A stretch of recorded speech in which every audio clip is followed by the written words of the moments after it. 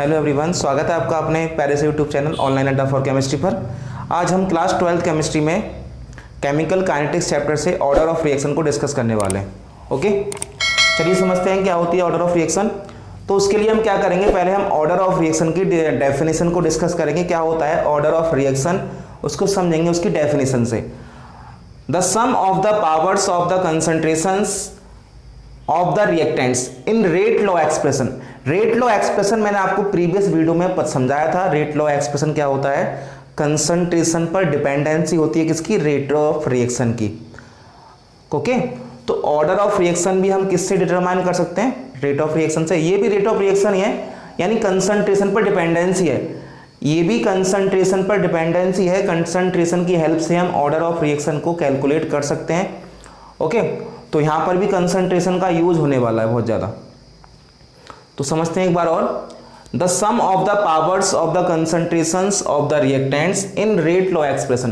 तो rate law expression में जो रिएक्टेंट्स की कंसंट्रेशन की पावर थी, जो कि हमने प्रीवियस वीडियो में x और y ली थी, उन पावर्स के सम को हम क्या बोलेंगे, ऑर्डर ऑफ रिएक्शन। इसको हम n से क्या करते हैं, डिनोट करते हैं, n for order of reaction. Simple. अब इसके बारे में कुछ फैक्ट समझते हैं हम, क्या होता है ऑर्डर ऑफ रिएक्शन के बारे में कुछ फैक्ट्स हैं। नंबर 1 फैक्ट क्या है ऑर्डर ऑफ रिएक्शन के बारे में, ऑर्डर ऑफ रिएक्शन की वैल्यू कोई भी इंटीजर हो सकती है, जैसे कि 0, 1, 2, 3, 4 ऑर्डर ऑफ रिएक्शन की वैल्यू हो सकती है। इवन इसकी वैल्यू कोई भी फ्रैक्शन भी हो सकती है। इसकी वैल्यू कोई ना कोई इंटीजर हो सकती है या फिर कोई फ्रैक्शन हो सकती है। And second fact is order of reaction की वैल्यू स्टैचियोमेट्री कोएफिशिएंट पर डिपेंड नहीं करती। बहुत ही इंपॉर्टेंट बात कि ऑर्डर ऑफ रिएक्शन की वैल्यू जो होती है स्टैचियोमेट्री कोएफिशिएंट से कोई रिलेशन नहीं रखती, टोटली डिफरेंट होती है। स्टैचियोमेट्री कोएफिशिएंट जो होता है वो थ्योरेटिकल होता है और ऑर्डर ऑफ रिएक्शन जो होती है वो एक्सपेरिमेंटली होती है, तो दोनों में कोई रिलेशन ही नहीं है। ओके, अब चलो हम इसको ड्राइव करते हैं, इसको समझते हैं क्या होता है ऑर्डर ऑफ रिएक्शन। देखिए, हमको एक कॉमन रिएक्शन ले लेते हैं। सपोज कर लीजिए ए रिएक्टेंट का क्या है, स्टैचियोमेट्री कोएफिशिएंट है। ये ए जो है ये स्टैचियोमेट्री कोएफिशिएंट है ए रिएक्टेंट का, प्लस बी स्टैचियोमेट्री कोएफिशिएंट है बी रिएक्टेंट का, और ये जब दोनों मिल जाते हैं तो सी प्रोडक्ट देते हैं। ओके, अब हम इसका रेट लॉ लिखते हैं। रेट लॉ क्या है इसका, देखिए रेट लॉ जब हम लिखें तो हमने रेट लॉ प्रीवियस वीडियो में समझा था कैसे लिखते हैं रेट लॉ। जिसको भी नहीं आता है वो प्रीवियस वीडियो देख सकता है, वीडियो का लिंक डिस्क्रिप्शन बॉक्स में मिल जाएगा आपको। देखिए क्या होता है रेट लॉ। रेट लॉ होता है कंसंट्रेशन ऑफ रिएक्टेंट्स का प्रोडक्ट, कंसंट्रेशंस ऑफ रिएक्टेंट्स के प्रोडक्ट। देखिए कंसंट्रेशन ऑफ ए ये हो गई, कंसंट्रेशन ऑफ बी ये हो गई, इन दोनों का प्रोडक्ट है। और इन कंसंट्रेशंस पर कोई ना कोई एक पावर होती है जिसको हम एक्सपेरिमेंटली क्या करते हैं, डिटरमाइन करते हैं, जिसकी वैल्यू स्टैचियोमेट्री कोएफिशिएंट से मैच नहीं करती। इसको मान लेते हैं हम x, इसको मान लेते हैं हम y। ये मैंने आपको रेट लॉ एक्सप्रेशन में समझाया भी था। रेट लॉ एक्सप्रेशन यही तो था कि रेट लॉ जो होता है कंसंट्रेशंस ऑफ रिएक्टेंट्स के प्रोडक्ट के डायरेक्टली प्रोपोर्शनल होता है, और ईच रिएक्टेंट की कंसंट्रेशन पर कोई ना कोई पावर होती है जिसे हम एक्सपेरिमेंटली क्या करते हैं, डिटरमाइन करते हैं। तो आप निकालते हैं इसकी order of reaction. Order of reaction क्या हो जाएगी, देखिए क्या हो जाएगी, n क्या लिखा हुआ है, the sum of the powers. क्या करेंगे हम, पावर्स का सम कर देंगे। पावर्स क्या क्या है इसमें, x और प्लस y, दोनों का हम सम कर देंगे, हो गई order of reaction. Okay, simple. देखिए यहां पर एक k मिसिंग है। रेट लॉ एक्सप्रेशन हम लिखते हैं तो यहां पर k भी हम लिखेंगे, रेट कांस्टेंट भी लिखते हैं हम, तो रेट कांस्टेंट में लिख दिया है। अब ये जो रेट कांस्टेंट है k, इस k को हम बोलते हैं रेट कांस्टेंट। क्या बोलते हैं इसको, रेट कांस्टेंट। ओके, k क्या है, यहाँ पर एक कांस्टेंट है जिसको हम रेट कांस्टेंट के नाम से जानते हैं। अब क्या करेंगे हम, ऑर्डर ऑफ रिएक्शन में रेट कांस्टेंट की निकालेंगे यूनिट, ऑर्डर ऑफ रिएक्शन में रेट कांस्टेंट की निकालेंगे यूनिट। ये होती है ऑर्डर ऑफ रिएक्शन, बहुत सिंपल है। रेट लॉ एक्सप्रेशन में जो भी पावर्स होती हैं रिएक्टेंट की कंसंट्रेशन की, उनका सम क्या होता है, ऑर्डर ऑफ रिएक्शन होता है। अब यहाँ पर के है, के यूज हुआ है, ये के फॉर क्या है, रेट कांस्टेंट। हम इसकी क्या निकालेंगे, यूनिट कैलकुलेट करेंगे। तो लिखते हैं नेक्स्ट हेडिंग डालते हैं unit of rate constant, unit of rate constant. बहुत सिंपल है, यूनिट ऑफ रेट कांस्टेंट। देखिए नेक्स्ट हेडिंग है यूनिट ऑफ रेट कांस्टेंट के। देखिए क्या करेंगे, हम कोई एक रिएक्शन मान लेते हैं। देखो सिंपल वही रिएक्शन मानेंगे, वो वाली अभी।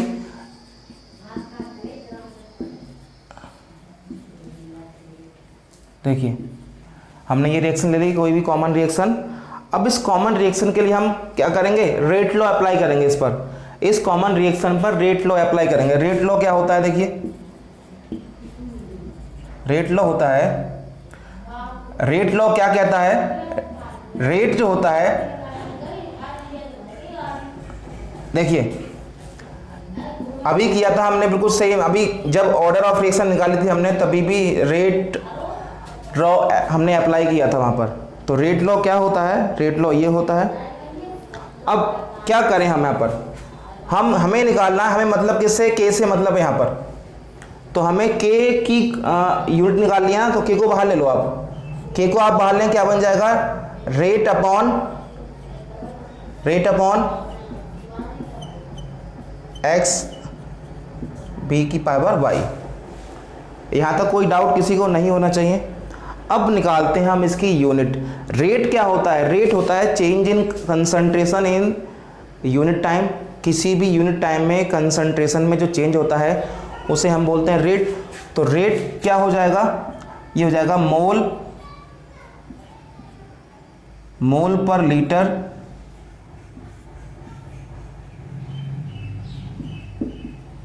Time inverse. जो रेट की यूनिट होती है वो ये होती है। रेट को हम इस तरह से भी लिख सकते हैं, ये रेट की क्या है, यूनिट है। ये क्या है, ये कंसंट्रेशन है, और इनवर्स में क्या है, टाइम है। यानी change in concentration upon time taken. तो टाइम इनवर्स में आया देखो, और कंसंट्रेशन की यूनिट क्या होती है, मोल पर लीटर होती है। मोल पर लीटर टाइम इनवर्स, ये होता है हमारा यूनिट ऑफ रेट। ओके, अब इसके बाद देखते हैं आगे। अब अपॉन में भी देखो, ये हम इसके अपॉन में आते हैं। और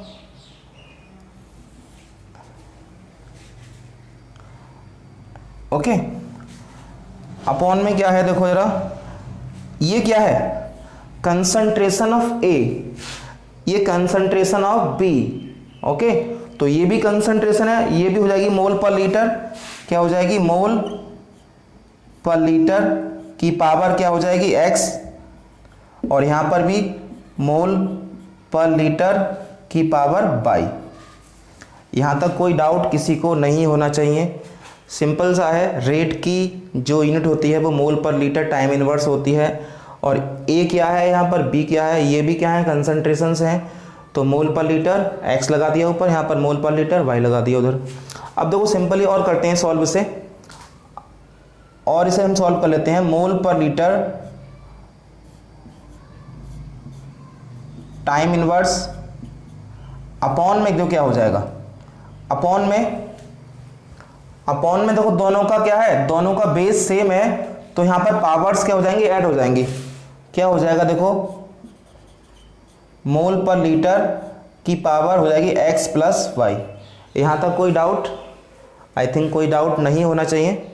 अब देखो हम इधर कर लेते हैं, इसको इधर करते हैं। यहाँ पर बोर्ड है हमारे पास, यहाँ से आगे चलते हैं। अब x प्लस वाई क्या था, अभी हमने ऑर्डर ऑफ रिएक्शन जब कैलकुलेट की थी तो वहाँ पर x प्लस वाई क्या था इस रिएक्शन के लिए, वो था n for order of reaction.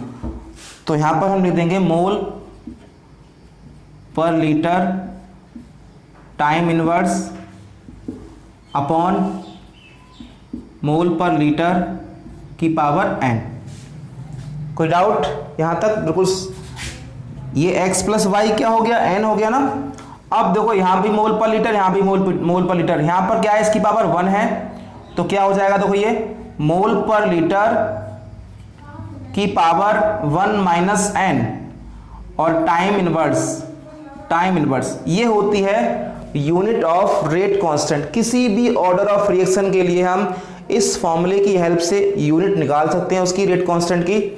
Simple है, देखो यहाँ पर 1 था, यहाँ पर n है, तो जब सेम वेस होता है तो पावर्स क्या होती हैं, डिवाइड में घट जाती हैं, तो 1 माइनस n हो जाएगा ये, और टाइम इनवर्स। ओके, तो इस फॉर्मूले की हेल्प से इस तरह से हम किसी भी केमिकल रिएक्शन, किसी भी ऑर्डर ऑफ रिएक्शन के लिए रेट कांस्टेंट की यूनिट को कैलकुलेट कर सकते हैं। यहाँ पर जो n है ना, n क्या है हमारा, n है ऑर्डर ऑफ रिएक्शन। ओके, तो इस तरह से हम ऑर्डर ऑफ रिएक्शन, किसी भी ऑर्डर ऑफ रिएक्शन के लिए रेट कांस्टेंट को कैलकुलेट कर सकते हैं। अब देखिए हम क्या करेंगे, हमने ऑर्डर ऑफ रिएक्शन को समझा और हमने रेट कांस्टेंट को कैसे हम कैलकुलेट करते हैं किसी भी ऑर्डर ऑफ रिएक्शन के लिए वो समझ लिया, ये आया इसका फॉर्मूला। अब हम चलते हैं जीरो ऑर्डर ऑफ रिएक्शन, क्योंकि मैंने आपको बताया था कि ऑर्डर ऑफ रिएक्शन कोई इंटीजर होता है 0 1 2 3 4, तो पहले हम जीरो ऑर्डर ऑफ रिएक्शन समझेंगे, फिर फर्स्ट ऑर्डर ऑफ रिएक्शन समझेंगे। हमारे सिलेबस में 2 ही रिएक्शंस हैं, जीरो ऑर्डर ऑफ रिएक्शन और फर्स्ट ऑर्डर ऑफ रिएक्शन, दोनों को हमें समझना है। चलिए स्टार्ट करते हैं। देखिए जीरो ऑर्डर ऑफ रिएक्शन को समझते हैं। क्या होता है जीरो ऑर्डर ऑफ रिएक्शन, बहुत सिंपल है। जीरो ऑर्डर का मीन्स है, जीरो ऑर्डर से बोलते हैं जहां पर n की वैल्यू क्या हो, 0 हो, यानी कि ऑर्डर ऑफ रिएक्शन 0 है, इसका मतलब क्या है, n की वैल्यू 0 होगी। ठीक है, अब n की वैल्यू 0 कब होती है, n की वैल्यू 0 जब होती है जब जो रेट होता है ना किसी भी केमिकल रिएक्शन का रेट रिएक्टेंट की कंसंट्रेशन पर डिपेंड ना करता हो, उस कंडीशन में n की वैल्यू क्या होती है, 0 होती है। या बोले हम किसी भी केमिकल रिएक्शन का रेट कंसंट्रेशन की 0 पावर के डायरेक्टली प्रोपोर्शनल होता है, तो 0 पावर है तो क्या हो जाएगा, वो उसके इक्वल आएगा। हम इसको 2 तरह से लिख सकते हैं। पहला तो ये है a reaction in which the rate of reaction is not depend upon the concentration of the reactants. एक ऐसी रिएक्शन जिसमें उस रिएक्शन का रेट कंसंट्रेशन ऑफ रिएक्टेंट्स पर डिपेंड नहीं करता। या बोले हम तो a reaction in which the rate of reaction is directly proportional to the 0 power of the concentration of the reactant. Reactant की कंसंट्रेशन की 0 पावर की डायरेक्टली प्रोपोर्शनल जब रेट होता है तो उस कंडीशन में भी हम क्या बोलते हैं, इसको जीरो ऑर्डर रिएक्शन बोलते हैं। चलो लिख लेते हैं इसको, क्या है देखिए डेफिनेशंस की। The reactions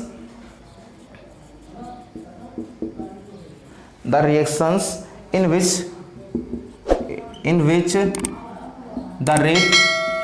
the rate of reaction is not depend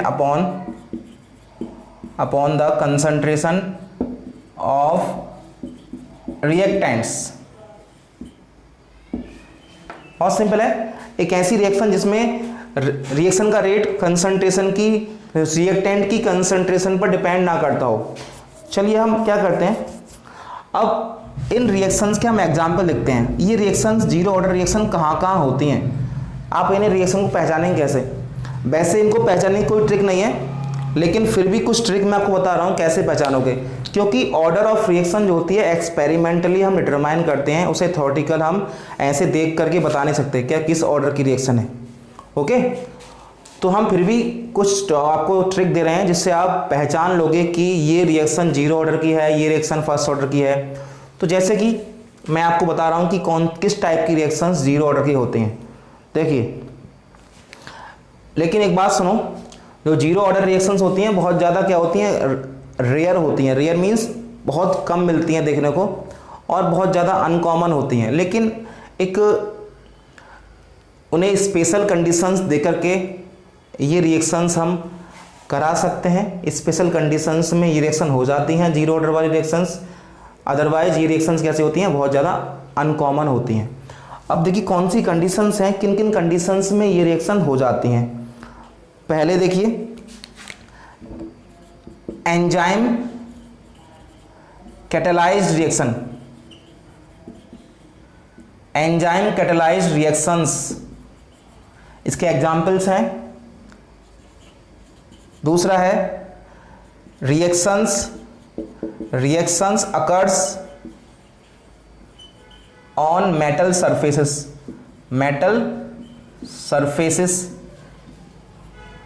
जो रिएक्शंस मेटल्स की सरफेस पर होती हैं वो जीरो ऑर्डर की रिएक्शंस होती हैं, और जो मेटल्स एंजाइम के द्वारा कैटालाइज होती हैं वो रिएक्शंस भी कौन सी होती हैं, जीरो ऑर्डर की होती हैं। और एक और है अभी थर्ड, फोटोकेमिकल्स रिएक्शन, फोटोकेमिकल रिएक्शंस भी कैसी होती हैं, जीरो ऑर्डर की रिएक्शंस होती हैं। जो सनलाइट की प्रेजेंस में होती हैं यानी उन्हें बोलते हैं फोटोकेमिकल रिएक्शंस। फोटोकेमिकल रिएक्शंस भी कैसी होती हैं, जीरो ऑर्डर की रिएक्शंस होती हैं। ओके, चलिए अब कुछ इसके हम एग्जाम्पल्स ले लेते हैं। चलो कुछ एग्जाम्पल्स लेते हैं इसके। जैसे एग्जाम्पल लेता हूँ मैं आपके लिए एक दो एग्जाम्पल्स, आप जिससे आपको मालूम पड़ जाएगा क्या होती हैं। देखिए जीरो ऑर्डर रिएक्शंस के एग्जाम्पल्स, फिर आगे चलते हैं। देखिए पहले जैसे कि फर्स्ट नंबर है example number 1, decomposition of NH3 on the surface of PT platinum. Ammonia का डीकम्पोजिशन प्लेटिनम मेटल की सरफेस पर, तो क्या आ गया देखिए यहां पर ऐसी रिएक्शंस जो मेटल्स की सरफेस पर होती हैं कौन सी होती हैं, जीरो ऑर्डर रिएक्शंस होती हैं। देखकर ही मालूम पड़ गया हमें। करते हैं इसकी रिएक्शन। देखो अमोनिया जो है जब डीकम्पोज होता है प्लेटिनम मेटल की सरफेस पर तो क्या होता है, H2 बनता है प्लस 3H2 बनता है प्लस N2 बनता है। ओके, और ये बहुत ज़्यादा हाई टेम्परेचर पर होती है। ओके, और इसकी रिएक्शन हम ले लें, चलो थर्मल डीकम्पोजिशन ले लें। Thermal decomposition of HI on the surface of gold की सरफेस पर HI का थर्मल डीकम्पोजिशन। देखो HI और गोल्ड की सरफेस पर ले लेते हैं हम AU और यहां पर करेंगे हीट, तो क्या बनेगा H2 प्लस I2। ये भी एक जीरो ऑर्डर रिएक्शन है। ओके, अब क्या करेंगे देखिए हमने इसके एग्जाम्पल समझ लिए, अब निकालेंगे हम इसकी यूनिट। देखिए अब क्या करेंगे हम, अब जीरो ऑर्डर रिएक्शन के लिए हम रेट कांस्टेंट की यूनिट निकालेंगे। अभी हमने ऑर्डर ऑफ रिएक्शन के लिए रेट कांस्टेंट की यूनिट को कैलकुलेट किया था, वो सभी उसकी हेल्प से हम जितनी भी ऑर्डर ऑफ रिएक्शंस होती हैं, चाहे वो जीरो हो, चाहे वो फर्स्ट ऑर्डर हो, चाहे वो सेकंड ऑर्डर हो, उसकी हेल्प से हम सभी ऑर्डर ऑफ रिएक्शंस की यूनिट को कैलकुलेट कर सकते हैं। तो देखिए क्या करते हैं, अभी हमने कैलकुलेट तो किया था वो, तो जीरो ऑर्डर के लिए n की वैल्यू क्या हो जाएगी बताओ। जीरो ऑर्डर के लिए n की वैल्यू होगी जीरो, क्योंकि ऑर्डर क्या है, जीरो है। अभी हमने यूनिट ऑफ रेट कांस्टेंट अभी हमने K की यूनिट निकाली थी। क्या आया था फॉर्मूला उसका, मोल पर litre 1 minus n time inverse, ये आया था। देखो अभी जब हमने ऑर्डर ऑफ रिएक्शन में रेट कांस्टेंट की यूनिट को कैलकुलेट किया था तो ये फॉर्मूला आया था। अब यहाँ पे क्या करना है हमें, यहाँ पर बस n की वैल्यू पुट करनी है बस, और जो कि n की वैल्यू कितनी है, जीरो है। जब यहाँ पर हम n की वैल्यू जीरो पुट कर देंगे तो जो रेट कांस्टेंट की यूनिट आएगी वो जीरो ऑर्डर के लिए आएगी। ओके, चलो करते हैं, बहुत सिंपल है। मोल पर लीटर यहाँ हो जाएगा 1 माइनस जीरो टाइम इनवर्स। अब 1 माइनस जीरो का मतलब क्या होता है, 1 ही होता है, और 1 का मतलब क्या हो जाएगा, कोई पावर नहीं है, मतलब एक पावर है, तो एक पावर का मतलब होता है वही। तो ये हो जाएगा मोल पर लीटर यानी कि टाइम इनवर्स। ये होती है जीरो ऑर्डर ऑफ रिएक्शन के लिए रेट कांस्टेंट की यूनिट। ओके, सिंपल है ना, बिल्कुल। बहुत बार पूछी जाती है रेट कांस्टेंट की unit different order of reactions के लिए। तो आपको जब ये फॉर्मूला पता है तो इस फॉर्मूले में आप बस n की वैल्यू पुट कर दो। आप किसी भी ऑर्डर ऑफ रिएक्शन के लिए k की वैल्यू की जो k है उसकी यूनिट आप कैलकुलेट कर सकते हैं, बहुत सिंपली। अब देखिए नेक्स्ट हम क्या करने वाले हैं। नेक्स्ट हम करने वाले हैं जीरो ऑर्डर ऑफ रिएक्शन के लिए इंटीग्रेटेड रेट एक्सप्रेशन को हम ड्राइव करने वाले हैं। यानी कि हम इंटीग्रेशन करेंगे यहाँ पर, और हम जीरो ऑर्डर ऑफ रिएक्शन के लिए इंटीग्रेटेड रेट एक्सप्रेशन को ड्राइव करेंगे। चलिए करते हैं स्टार्ट। क्या करें हम इसके लिए, कोई एक कॉमन जीरो ऑर्डर की रिएक्शन मान लेते हैं। जैसे कि हम रिएक्शन मान रहे हैं कि A रिएक्टेंट था और जो प्रोडक्ट B में कन्वर्ट हो गया। चलिए अब स्टार्ट करते हैं। देखिए मान लीजिए T जब स्टार्टिंग टाइम था, T की वैल्यू क्या थी, 0 थी। जब टाइम 0 था यानी जब रिएक्शन स्टार्ट ही नहीं हुई थी, तो उस टाइम सपोज कर ले हम कंसंट्रेशन ऑफ A क्या थी, C0। ओके, जब रिएक्शन स्टार्ट ना हुई हो उस टाइम क्या होगा, 0 होगा ना, टाइम बिल्कुल कंज्यूम नहीं हुआ है। और जो कंसंट्रेशन थी A की रिएक्टेंट की वो मान ली हमने C0। और जब रिएक्शन स्टार्ट ना हुई हो तो A B में बिल्कुल भी कंज्यूम हुआ ही नहीं होगा, तो V की कंसंट्रेशन कितनी होगी, 0। तो V की होगी कंसंट्रेशन 0 जबकि टाइम 0 हो तब। अब बात करें at T is equal to T, यानी कि T टाइम बाद, T टाइम पर मतलब कोई भी टाइम हो सकता है। यहाँ पर T की वैल्यू हमने T मान ली, कोई भी टाइम हो सकता है। T की वैल्यू जब T है कोई भी टाइम बाद, जो इस इनिशियल कंसंट्रेशन थी A की वो कितनी हो गई, वो हो गई C। जो इनिशियल कंसंट्रेशन थी वो कितनी हो गई, C। क्योंकि जानते हैं आप जैसे जैसे रिएक्शन प्रोसीड करती है, जैसे टाइम बढ़ता है, कंसंट्रेशन इनिशियल कंसंट्रेशन जो होती है वो डिक्रीज होती है। पहले C0 थी, C0 से क्या हो गई, C हो गई। T टाइम बाद C0 से C हो गई, क्योंकि हम जानते हैं किसी भी केमिकल रिएक्शन में रिएक्टेंट की कंसंट्रेशन टाइम प्रोसीडिंग के साथ क्या होती है, डिक्रीज होती है। तो ये भी डिक्रीज हुई, C0 से क्या हो गई, C हो गई। अब ऐसे यहाँ पे क्या था, यहाँ पे क्या होगा, इंक्रीज होगी। जैसे जैसे टाइम प्रोसीड होगा प्रोडक्ट की कंसंट्रेशन क्या होती है, बढ़ जाती है। तो मान लीजिए ये हो गई PT। ये सिंबल्स हम यूज कर रहे हैं, कोई आप कुछ भी मान सकते हो, यहाँ पर आप और भी कोई सिंबल आप ले सकते हो, लेकिन हम रिप्रेजेंट सिंबल की फॉर्म में कर रहे हैं इसको। एक जनरल हमने इक्वेशन ली है, ठीक है। आप किसी भी इक्वेशन को मानकर कर सकते हैं इसको। चलिए अब क्या करेंगे, देखिए हम इस पर हम डिफरेंशियल रेट लॉ अप्लाई करेंगे। डिफरेंशियल रेट लॉ मैंने आपको समझा दिया था, dx/dt वाला जो था, और आपको मैंने रेट लॉ भी समझाया था। रेट लॉ और डिफरेंशियल रेट लॉ भी आप जानते हैं, जिसने नहीं देखा है वो प्रीवियस वीडियो देख सकता है, लिंक डिस्क्रिप्शन बॉक्स में मिल जाएगा आपको। देखिए डिफरेंशियल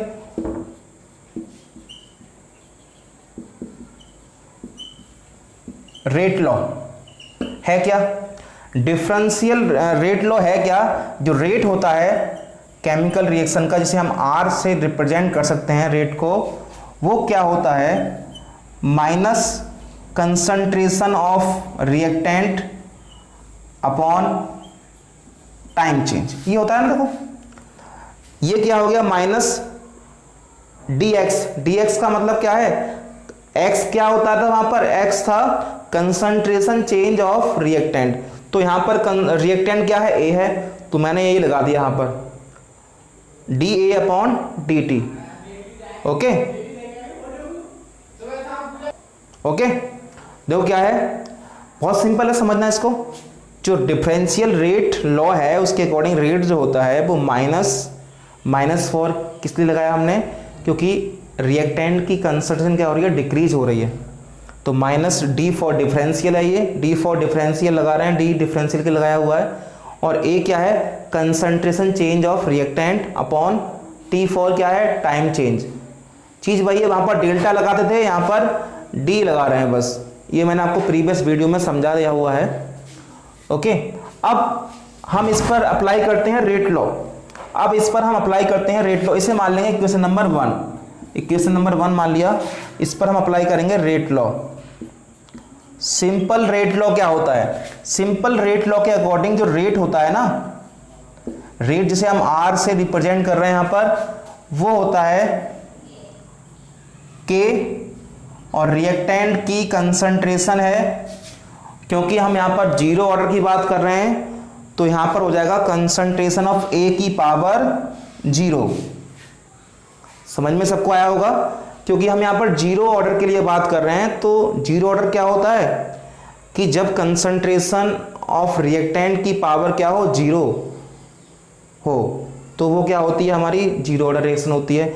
यानी कि ऐसी केमिकल रिएक्शन जिसका रेट रिएक्टेंट की कंसंट्रेशन की पावर 0 पावर के डायरेक्टली प्रोपोर्शनल हो, उसे हम जीरो ऑर्डर बोलते हैं। तो यही तो है रेट इज इक्वल टू, ये डायरेक्टली था, यहाँ पर हम कांस्टेंट के ले आए, इसको हटाया हमने, इक्वल बनाया इसे, तो के ले लिया, और कंसंट्रेशन ऑफ ए की पावर 0 लगा दिया। अब ये क्या बन जाएगा, देखो ये जो रेट बन जाएगा ये हो जाएगा के, बस ये तो बनेगा। रेट जो हो जाएगा वो के इक्वल हो जाएगा, क्योंकि ये क्या हो जाएगा, इसकी वैल्यू हो जाएगी 1, क्योंकि ए 0 की वैल्यू क्या हो गई, 1। ओके, अब देखो ये क्वेश्चन नंबर 2 मानते हैं उसको। यहाँ तक समझ में आया होगा सबको, बहुत सिंपल है। अब देखो आगे क्या करते हैं, इक्वेशन नंबर 1 और इक्वेशन नंबर 2 हम कंपेयर कर देंगे, क्योंकि दोनों ही क्या है, रेट को अलग अलग तरीके से हमने डिटरमाइन किया है। ये भी रेट है और ये भी रेट है, तो दोनों को हम क्या कर देंगे, कंपेयर करेंगे। देखो आगे करते हैं कंपेयर। देखिए कंपेयर करते हैं तो रेट क्या हो जाएगा, minus D A upon D T is equal to K, ये हो जाएगा। इधर ले जाते हैं इसे, D A upon D T is equal to minus K. कोई प्रॉब्लम तो नहीं यहाँ तक, ये हो जाएगा।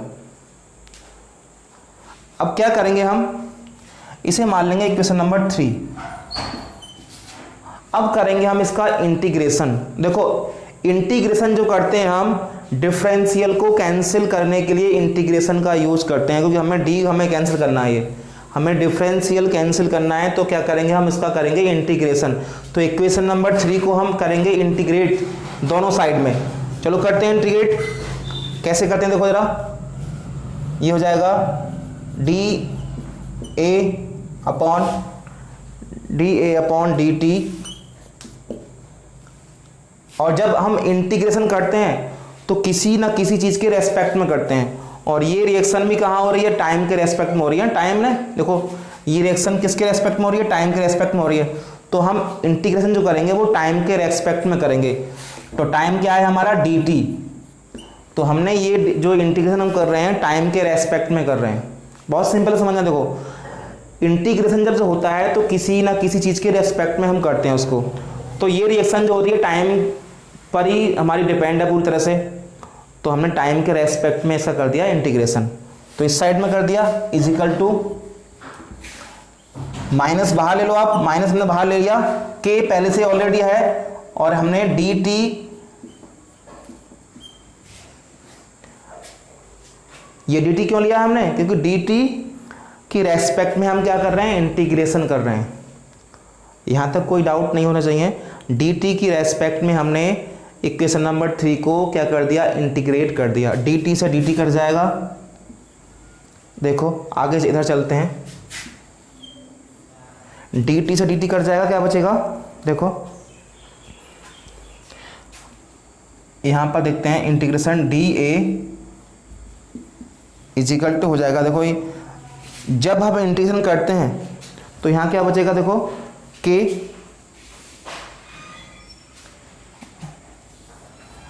देखो क्या बचता है, ये के डी टी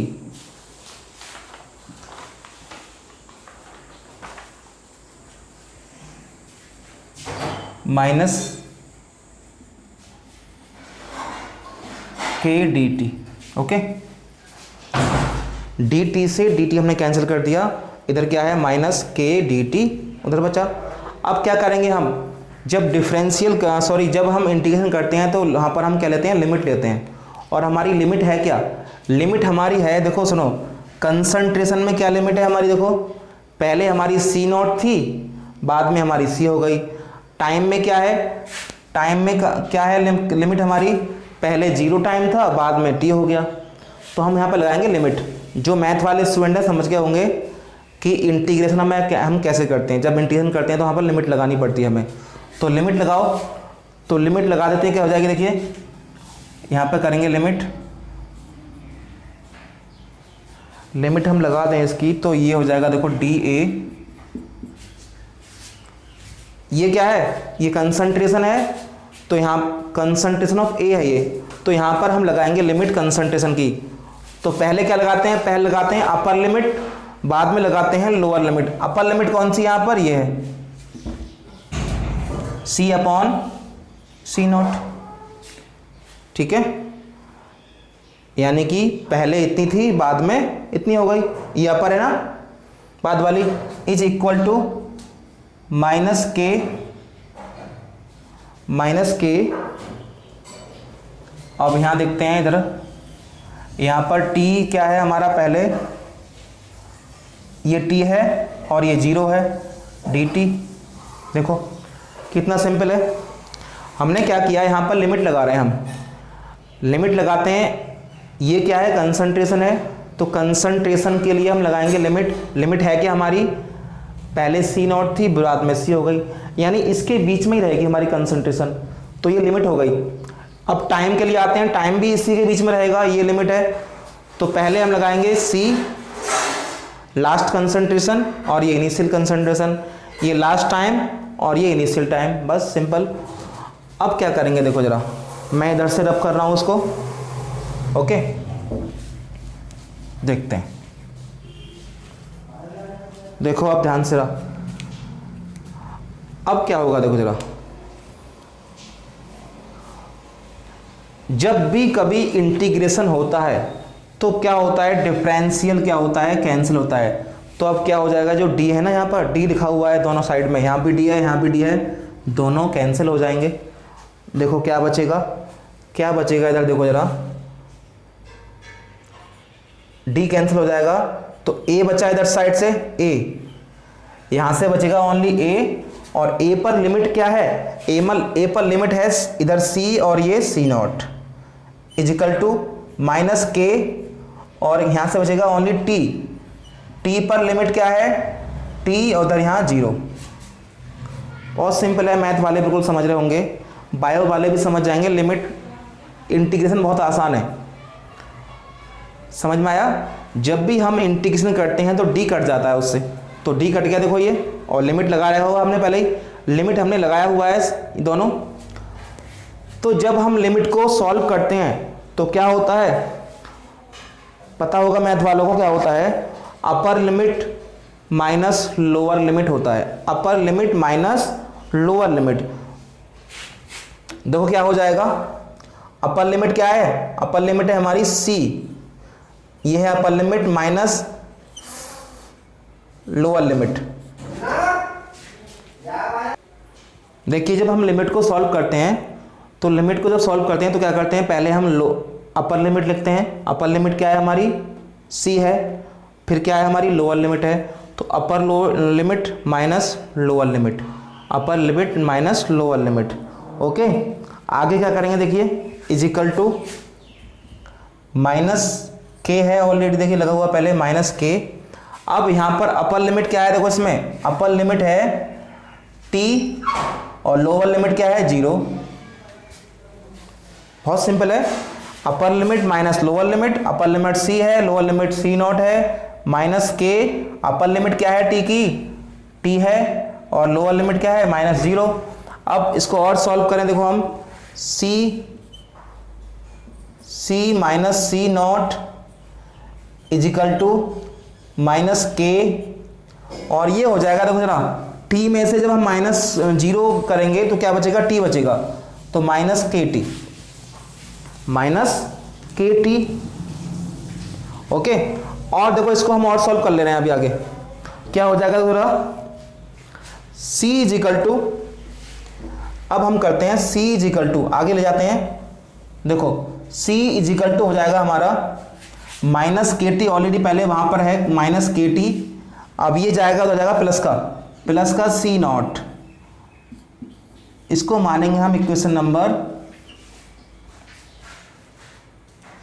1, हमने यहां पर इक्वेशन नंबर 1 मान लिया इसे। कितना सिंपल है देखो, upper limit minus lower limit, यहाँ भी upper limit minus lower limit करेंगे तो k जब t में से हम 0 माइनस करेंगे तो t बचेगा, तो ये बना फॉर्मूला। अब क्या करेंगे, हम c को रहने देंगे और इसको ले जाएंगे उस साइड, तो ये हो जाएगा c is equal to minus K T plus C naught. Okay, अब आते हैं आगे। देखो जरा, थोड़ा ऊपर से मैं और रफ कर रहा हूँ इसको, यहाँ से मैं रफ करूँगा, इधर देखो, इधर मैं रफ कर रहा हूँ। देखिए क्या करेंगे दोबारा इसका, अब क्या करें हम, देखो केटी को इधर लेके आते हैं, हम केटी को इधर लेके आते हैं। जब केटी को हम इधर लाएंगे तो बन जाएगा हमारा प्लस का केटी हो जाएगा इजिकल टू, अब ये कहाँ जाएगा, इधर जाएगा, तो सी नॉट माइनस सी, इसको मान लें इक्वेशन नंबर 5। एक इक्वेशन ए वाली भी है, केटी को हम बाहर ले लें, तो इस वाले फॉर्मूले से हम बहुत सारे फॉर्मूले ड्राइव कर रहे हैं। देखो ये भी चीज वही है, ये और दोनों सेम ही है। ओके, अब क्या है देखो जरा, हमें निकालना है यहाँ पर k की वैल्यू, हमें रेट कांस्टेंट निकालना है, तो k इक्वल टू हो जाएगा हमारा C naught minus C upon T. ये है हमारा जीरो ऑर्डर ऑफ रिएक्शन के लिए integrated rate constant. Zero order of reaction के लिए इंटीग्रेटेड रेट एक्सप्रेशन जो होता है वो ये होता है, initial concentration of reactant minus final concentration of reactant upon time. Simple है। अब हमने यहां पर जो 4 इक्वेशन नंबर 1 लिखी है ना, इक्वेशन नंबर 1 जो यहां पे हमने लिखी है वो इसलिए लिखी है हमने क्योंकि हम इस इक्वेशन की हेल्प से जीरो ऑर्डर ऑफ रिएक्शन के लिए ग्राफिकल रिप्रेजेंटेशन कर सकते हैं। कैसे करेंगे देखो, इस इक्वेशन को हम y is equal to mx plus सी से कंपेयर कर सकते हैं। इस इक्वेशन को हम एक linear equation y is equal to mx plus सी से कंपेयर करेंगे और जीरो ऑर्डर ऑफ रिएक्शन के लिए हम ग्राफिकल रिप्रेजेंटेशन करेंगे। इस इक्वेशन को आप ध्यान में रखना, जीरो ऑर्डर के लिए इस इक्वेशन की हेल्प से हम क्या करेंगे, जीरो ऑर्डर ऑफ रिएक्शन के लिए ग्राफिकल रिप्रेजेंटेशन करेंगे। एक बार उसको और समझते हैं, देखो ध्यान से। हमने क्या किया, पहले यहां पर हमने इंटीग्रेशन किया, ठीक है। इंटीग्रेशन क्यों किया, क्योंकि हमने डिफरेंशिएटेड रेट लॉ को क्या करना था, कैंसिल करना था। डिफरेंशिएटेड रेट लॉ को कैंसिल किया हमने, तो हमने वहां पर लिमिट लगाई। लिमिट क्या लगाई, इन फाइन वो अपर लिमिट माइनस लोअर लिमिट किया। देखो upper limit minus lower limit किया था। जब हमने अपर लिमिट माइनस लोअर लिमिट किया था तो क्या बना था हमारा फॉर्मूला, ये बना था। देखो upper limit minus lower limit, और यहाँ पर भी upper limit minus lower limit, तो ये बना c minus C naught is equal to minus K T. इसको हमने और सॉल्व किया तो क्या बना, K T is equal to C minus C naught minus C. अब k को हमें लगाना है बाहर, तो t कहाँ जाएगा, डिवाइड में जाएगा। अब इस इक्वेशन के लिए हम क्या करेंगे, इस इक्वेशन की हेल्प से हम ग्राफिकल रिप्रेजेंटेशन करेंगे, किसका, जीरो ऑर्डर ऑफ रिएक्शन का। चलिए करते हैं ग्राफिकल रिप्रेजेंटेशन। देखिए क्या करने वाले हैं हम, ग्राफिकल रिप्रेजेंटेशन करेंगे जीरो ऑर्डर रिएक्शन के लिए। तो इसके लिए हमें क्या करना पड़ेगा, इंटीग्रेटेड रेट इक्वेशन लिखनी पड़ेगी हमें, जो अभी मैंने आपको बताया था इक्वेशन नंबर 1 क्या थी, c is equal to minus K T plus C naught, जो कि इक्वेशन नंबर 1 थी। मैंने आपको बताया भी था कि इस इक्वेशन की हेल्प से हम जीरो ऑर्डर ऑफ रिएक्शन के लिए एक ग्राफिकल रिप्रेजेंटेशन करेंगे। इस इक्वेशन को हम y is equal to y is equal to m x plus सी से क्या करेंगे, कंपेयर करेंगे। चलो लिखो y is equal to m x plus सी से कंपेयर करो इसको। इस इक्वेशन को y is equal to m x plus सी से कंपेयर करेंगे। तो जब हम कंपेयर करेंगे तो क्या बनेगा, देखो जरा, ये क्या है, ये y for y axis, y axis पर क्या होगा बताओ जरा, इस पर होगा हमारा c फॉर फाइनल कंसंट्रेशन। अब आते हैं x एक्सिस, यहां पर होगा x पर होगा t, x एक्सिस पर क्या होगा इधर टाइम। जब हम किसी भी इक्वेशन को इस इक्वेशन से क्या करते हैं, कंपेयर करते हैं, तो इस तरह से हम कंपेयर करते हैं। देखो सेम इक्वेशन बन रही है, इससे मैच कर रही है बिल्कुल, ठीक है। अब ये क्या है, m फॉर यहां पर है स्लोप के लिए, ये स्लोप है, तो स्लोप जो होगा, स्लोप जिसे m बोलते हैं यहां पर इस इक्वेशन में, वो होगा माइनस के, क्या होगा इधर माइनस के। बहुत सिंपल है, स्लोप हमारा माइनस के बन जाएगा। अब यहां पर ये c है, इसे बोलेंगे इंटरसेप्ट। इंटरसेप्ट का मतलब होता है जहां पर ये लाइन काटती है, क्या होता है इंटरसेप्ट, c है यहां पर, ये हो जाएगा c नॉट, क्या हो जाएगा c नॉट। ये है हमारा कंपैरिजन। जब हम इस इक्वेशन को y is equal to m x plus सी से कंपेयर करते हैं तो इस टाइप का ग्राफ बनेगा हमारा। और माइनस स्लोप है, माइनस स्लोप का मीन जानते हैं कि जो लाइन आएगी ना, जो सीधी लाइन आएगी हमारी, वो डाउनवर्ड आएगी। माइनस ये रिप्रेजेंट कर रहा है कि स्लोप जो होगा वो डाउनवर्ड होगा, अपवर्ड नहीं होगा। यदि ये प्लस होता तो स्लोप कैसा होता, अपवर्ड होता, लेकिन यहाँ पर स्लोप कैसा आएगा, डाउनवर्ड आएगा, ठीक है। चलो बनाते हैं ग्राफ इसका। देखो मैंने ग्राफ बनाया यहाँ पर, ये हमारा क्या है, ये x एक्सिस है, ये x एक्सिस, ये y एक्सिस, यहाँ पर क्या है, x पर टाइम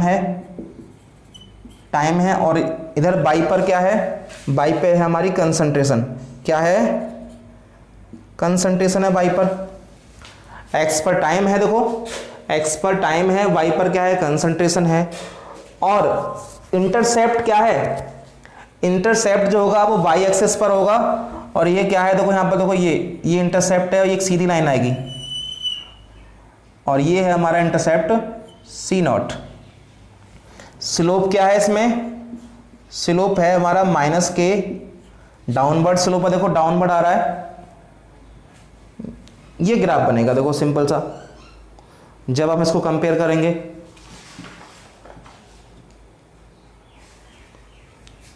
ओके, कितना सिंपल ग्राफ है, देखो जब हमने इसे कंपेयर कर लिया तो इस टाइप का ग्राफ बनता है। क्वेश्चन क्या पूछता है इससे हमसे, ग्राफ से कभी कभी क्वेश्चन बनते हैं। लास्ट ईयर 2019 में शायद क्वेश्चन आया था इससे कि जीरो ऑर्डर ऑफ रिएक्शन के लिए स्लोप पूछा था। स्लोप किस किस के बीच में पूछा था, कंसंट्रेशन और टाइम के ग्राफ के बीच में जो स्लोप बनेगा उसकी वैल्यू क्या होगी।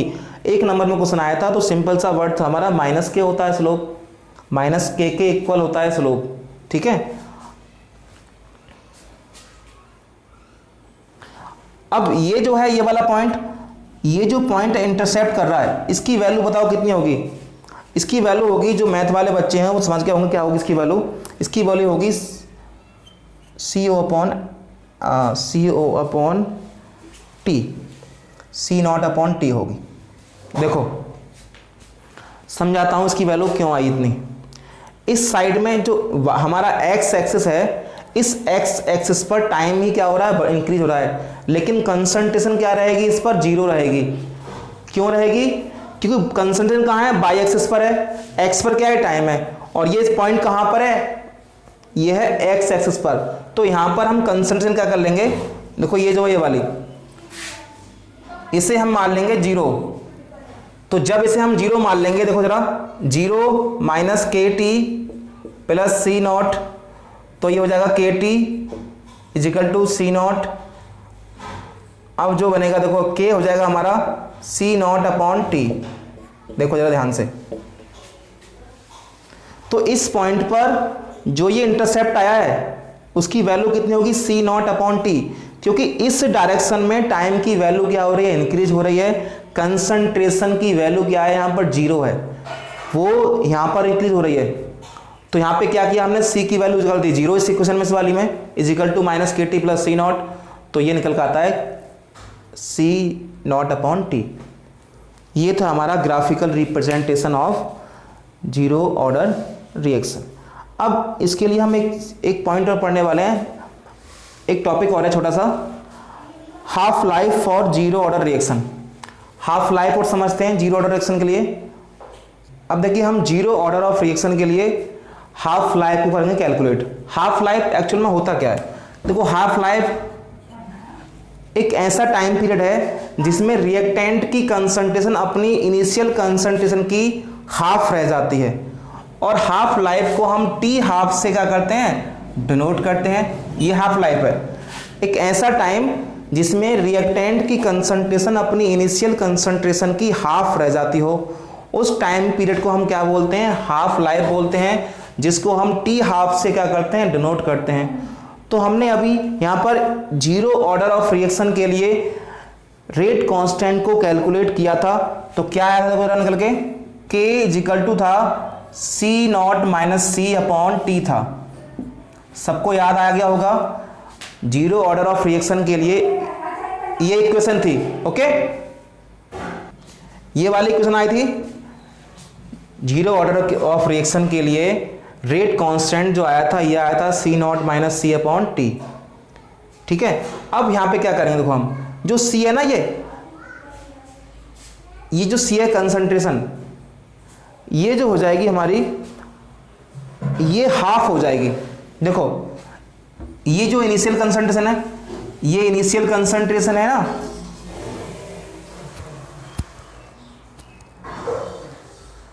देखो सुनो यहां पर, at T is equal to 0, जब टाइम 0 होगा तो कंसंट्रेशन जो होगी, कंसंट्रेशन कितनी होगी, C नॉट, ठीक है। जब टाइम 0 है, कोई भी रिएक्शन प्रोसीड नहीं हुई है, तो उस टाइम पर कंसंट्रेशन कितनी है, T नॉट, T0 या T नॉट बोलते हैं इसको, T नॉट नहीं sorry C naught, sorry C naught, T naught नहीं C नॉट।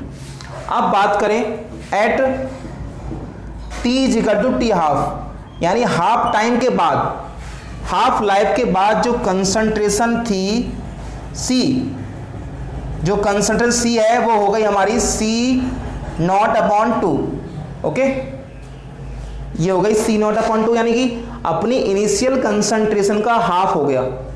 बताया था ना मैंने आपके, टी हाफ क्या होता है, एक ऐसा टाइम पीरियड होता है जिसमें कंसंट्रेशन जो होती है अपनी इनिशियल कंसंट्रेशन की हाफ हो जाती है। तो हाफ इनिशियल ये वाली है, इसका हाफ हो गई। देखिए जब टाइम 0 था, जब टाइम 0 था तो कंसंट्रेशन जो थी क्या थी, C नॉट थी, यानी इनिशियल कंसंट्रेशन थी C नॉट। जब टाइम टी हाफ हो गया, यानी कि टाइम हाफ टाइम हो गया, तो जो कंसंट्रेशन थी C वो कितनी हो गई, इनिशियल का हाफ हो गई, इनिशियल का हाफ हो गई। अब यहाँ पर हम C की वैल्यू यहाँ पर पुट करेंगे।